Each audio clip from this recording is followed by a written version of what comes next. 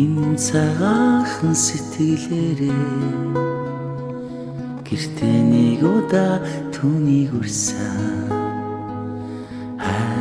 миний хаяг Аршаантын 18 миний хаяг Аршаантын 18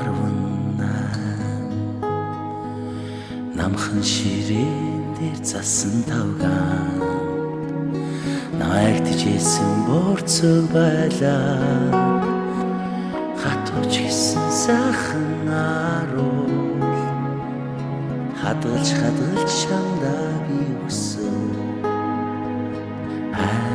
миний хаяг Аршаантын 18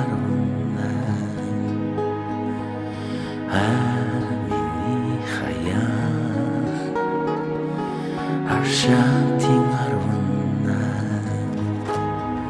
Амаа хүүхд тохот амьдралаа ийм л байсан. Иймэрэл ах. Чи эднийг өөрчлөх гээд хэрэггүй. Яагаад бол би энэ амьдралтай хайртай. Одоо чи намайг тохоо болжээ. Ондоо хүүн дурлах болжээ. Хөрхөн алаг нүдний чин харц хөрхийн надэр тогтхоо болжээ миний хаяг Аршаантын 18 миний хаяг Аршаантын